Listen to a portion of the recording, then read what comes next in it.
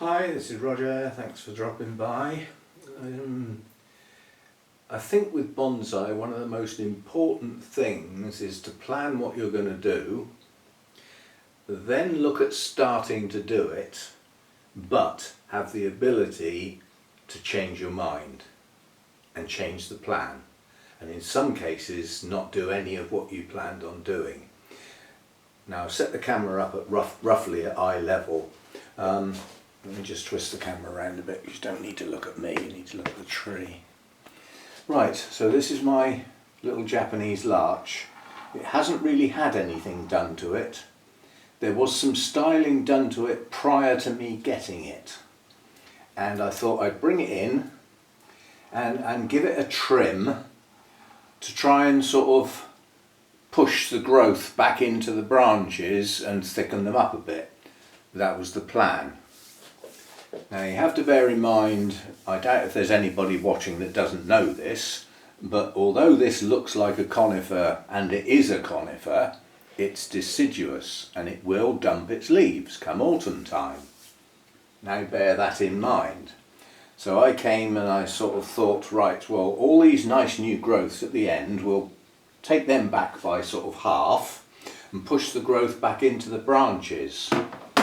What's happening on the branches? Well, the tree's not dying, that I'm confident, but we have got older needles starting to yellow. And we're in the middle of August. How much longer has this tree got where it is vigorously growing during this year? And the answer is not long.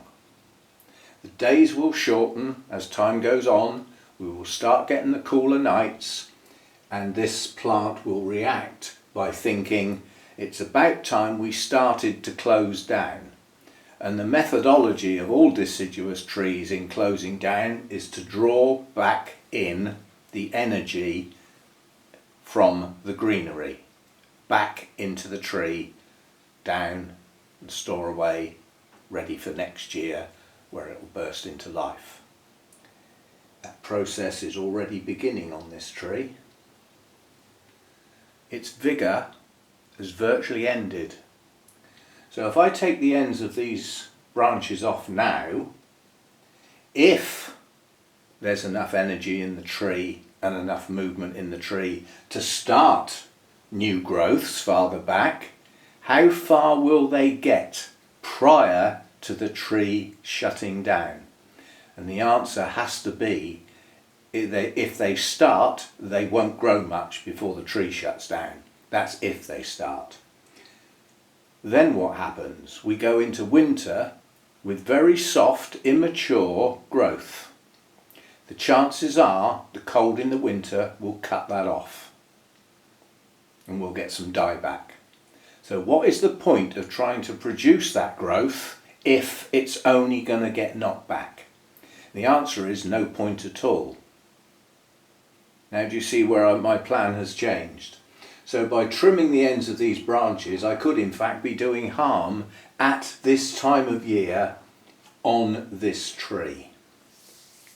Now, think it forward to next year then. We've got all these bare branches, not a bit of green in sight, and spring comes round, or, you know, the tree comes back into life. There will be a surge of sap. All of that energy that was stored up will push out into the ends of these branches. Every branch has the need to grow. The tree will push the energy towards the ends of those branches. And there will be a concentration of auxins at the ends of all those branches. That will suppress the buds behind. Is that not a better time to take the ends of the branches off? When you've got the energy surging, you've got the greenery back, yeah? Don't do it before the greenery, otherwise, well you can sort of think, well if the greenery hasn't started yet and I take the ends of the branches off, that energy will have to go somewhere.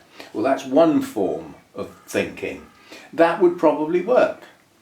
Because if the energy can't go into the branches that all, these longer bits, these bits, well, it'll have to go somewhere else then, won't it? And it will start growing from other places. That might be a good idea. So trim it back just as the buds start to break. That's what I do with maples and things like that. So why not do it with this? Well, this tree's still under development. This hasn't got its nice dense pads. I haven't even truly decided on its branch structure yet. I've just let it grow this year. And I think all I'm going to do now is take back by half the most vigorous shoots. Not that many. So like one like this, we'll take that back. I don't want to do many. The reason I'm doing a few is I want to see what happens so that I can store up that knowledge for next year. So I've taken one off up there, one off there. We'll come round here. We'll take one off here. See what that does. That's part of this branch. And then up the top here we've got some quite vigorous growth. I haven't even chosen an apex yet. So we'll take a few off there too. There's a lovely big long one there. Any more? Perhaps that one. That's another nice long one. So that's all I'm going to take off, and the reason I've taken those off is to see what happens, so that next year I can make my decisions. Now, this just got potted. It didn't get potted thinking this is the front, this is the back, none of that. Let's just get it in a pot. Get a decent root system, because it didn't have much of one, and get it growing. And then next year we'll think about styling and branch selection and all that sort of stuff. It has a very large, quite thick branch near the base coming out. Well, if that was to be the first branch, which direction would you want it? Do you want it coming out like there? I mean, obviously it can be brought down, it can be given a bit of movement. I don't like S shapes and dramatic curvature in trees, so I'm not interested in doing anything to the shape of the trunk. I may change the potting angle, because that can dramatically affect a tree's overall appearance. Now at the moment it has a tendency to go away and come back towards us. That's not a bad shape to have in a trunk, not bad at all. We could make it more dramatic. We could take it away at more of an angle. We could get it more upright. Bearing in mind we haven't selected an apex yet, the selection for the apex could determine the direction of growth for next year at the top of the tree. So as we've gone away and round and come back over here, this branch here could become a new leader, because that will draw the tree back over the top of itself, so it can grow a bit taller. I could keep this as a small tree, actually keep it this size. That's another thing to consider. How big is your tree? How much longer are you expected to live? And this is the problem with elderly people doing bonsai. You know, I'm coming up to 73. How many more years have I got? I haven't got 20 years probably to wait for this to get into a nice big tree. So why not think about making a smaller tree of it? And then relative to the size of the trunk, yeah, the trunk will look bigger relative to the branches once the pads are created. So there's all those sort of thoughts to go into this.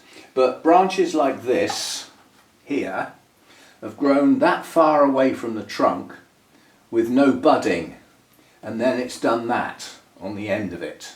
Well, it can't stay like that near the top of the tree, so some action needs to be taken.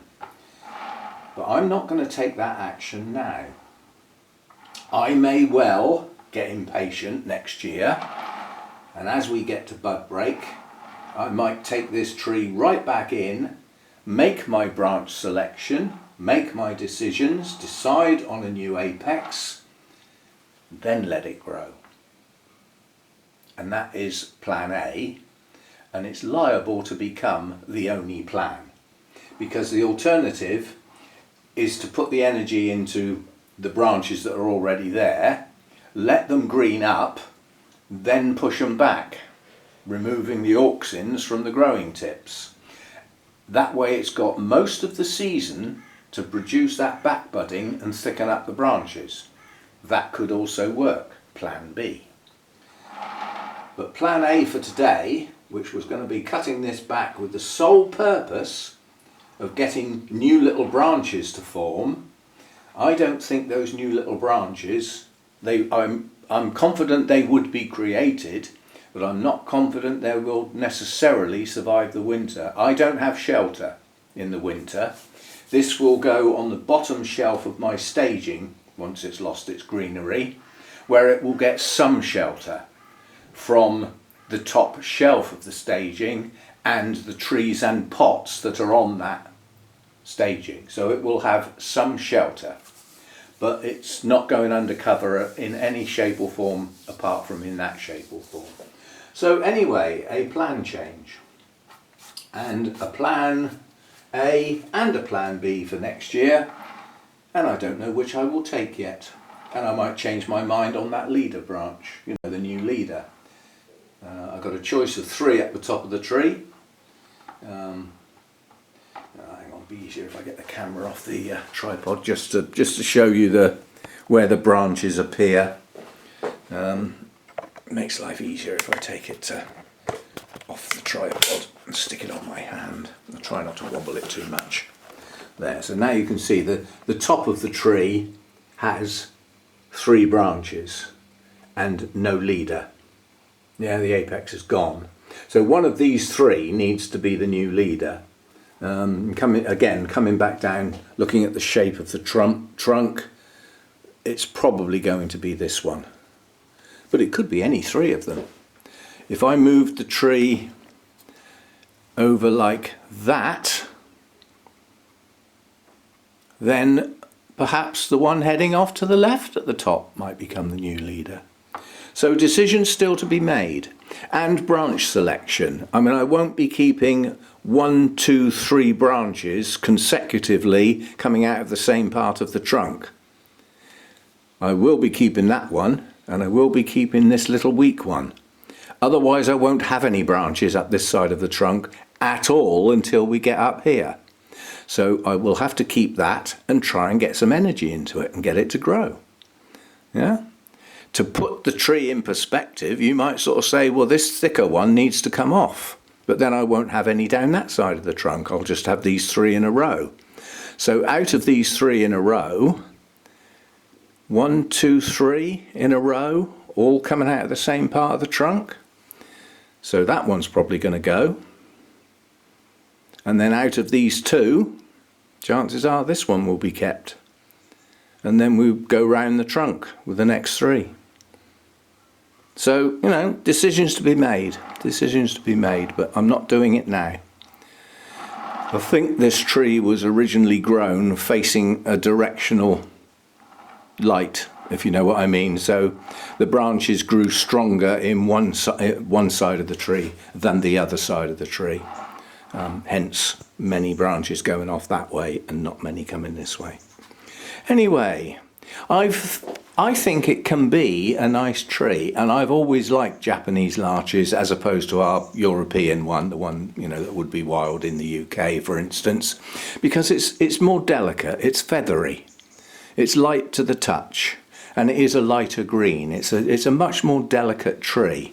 As a consequence, I don't believe it's as vigorous as our European larch, and I don't think it's less hardy as such. I still think it should survive our winter. Well, let's put it this way. It survived the last winter here in this garden without any shelter, and that was we had some very harsh periods last winter. For the UK, on the south coast, you know, to be down to -7, -8 and not coming up above freezing during the day for a period of time is very unusual. So it had to put up with that and came out the other end okay. So anyway, just some thoughts on Japanese larch and when to do the pruning with the why behind it. It's no good saying I'm pruning it because I think I ought to. You've got to have a reason. Why am I pruning? What's the objective of this pruning? Is it to thicken up branches? Is it to remove branches that are no longer wanted? Is it to reduce the length of some of those branches? Quite a few of those types of prunings tend to be done on trees that have already got the shape. The structure's already been decided and you're refining. This tree is not at that stage. This is development. We haven't got anywhere near refining yet. That's a few years away. So anyway, see you next time. Thanks for dropping by. Oh, I forgot to say, we have to do this bit, don't we? If you're still watching and not got bored and gone somewhere else, if you're not subscribed to the channel, it'd be nice if you did so. I am trying to build the channel slowly but surely, and unless you dislike the video, it would be nice if you did the old thumbs up and hit that like button. Again, it helps the channel grow. So thanks for your time, and I'll see you in the next one. Bye for now.